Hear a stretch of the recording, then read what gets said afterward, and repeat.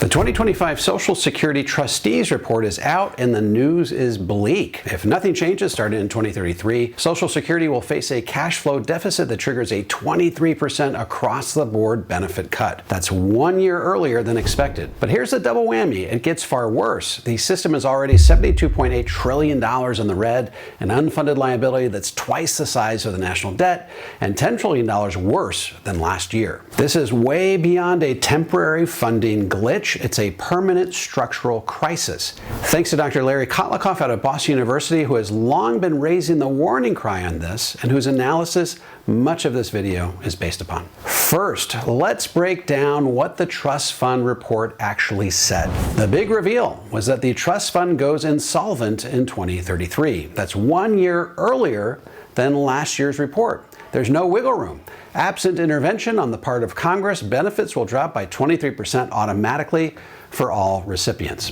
The second thing the report revealed was a much bigger problem, and that's the program's unfunded obligations. That's the present value of future benefits not covered by future taxes.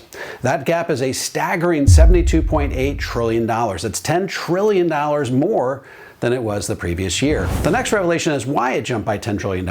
Last year's Social Security Fairness Act removed some pension offsets and boosted benefits. Demographics and slower payroll growth also made the math uglier. This is a truth that is so politically inconvenient that it was buried deep in the report's appendix. It didn't even show up in the overview of the report. The final revelation is that the trustees chose to focus on the 75-year deficit and ignored the infinite horizon that is so relevant in a pay-as-you-go system. Pretending it ends in 2099 makes the problem seem much more solvable than it actually is.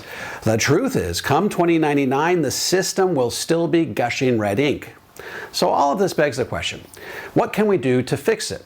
Well, there are two basic policy levers: cut benefits or raise taxes, or some combination of the two.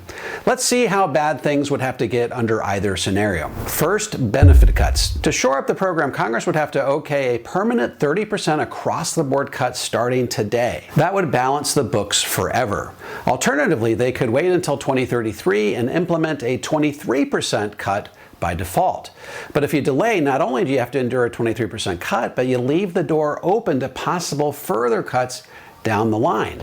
The second option is a payroll tax hike. The report shows that to bridge the gap, Social Security's FICA payroll tax would need to permanently jump from 12.4% to 17.6%, a massive 5.2 percentage point increase. The third option is some combination of the first two. A combination of smaller tax increases and moderate benefit cuts could do the job. But the longer Congress waits, the more draconian the adjustments would become. I'd like to dig a little deeper into the consequences of kicking the can further down the road and not addressing these shortfalls immediately. Imagine you have a leak in your kitchen sink and you do a lousy repair job. When you come back later, the damage from that leak has grown even more dire and catastrophic. Well, that's exactly what happened after the 1983 Greenspan Commission. They only patched half the long-term hole in Social Security, and guess what? The problem is 2.5 times bigger today and will require even more aggressive solutions to create a permanent fix.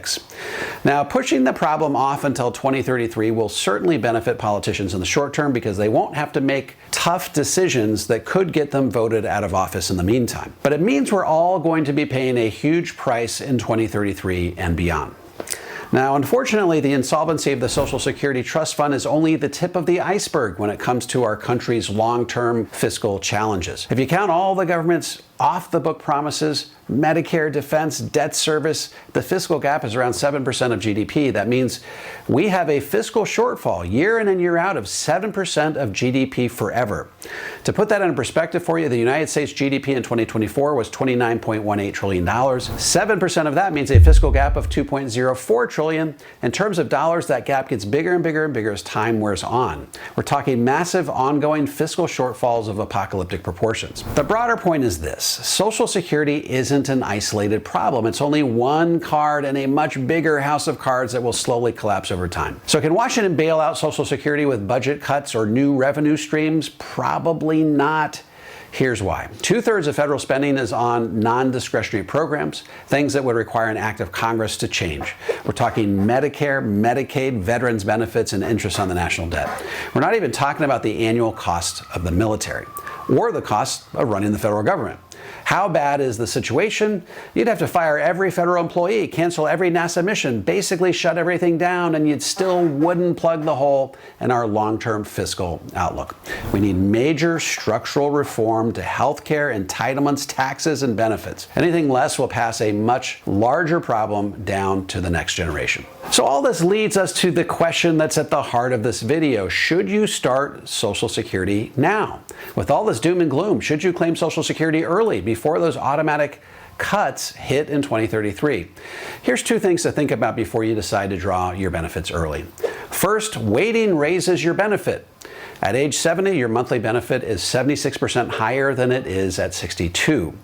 Second, benefit cuts apply to everyone. As Dr. Larry Kotlikoff put it, quote, if benefits are cut, they will be cut regardless of whether they were collected early or late. Hence, taking benefits early won't protect you from reduced benefits later. Indeed, the reduction could be less for those who waited in order to provide equity with those who collected early, close quote. So if you're watching this and thinking about your retirement plan, here's your action checklist. First, don't panic, but do prepare. Save as much as you can so that you can compensate for any future cuts to Social Security. Second, model multiple scenarios, drawing now versus drawing later, increased taxes versus reduced benefits, etc. Third, keep an eye on Congress and the news. This is a huge political battle with stakes that go up with each passing year. Next, focus on other risks your retirement may face, such as longevity risk and tax rate risk. Don't take your eye off the ball because of the fiscal shortfall in Social Security. In conclusion, yes, the 2025 Trustees Report is alarming. Insolvency in 2033, a 23% benefit cut if Congress doesn't take action,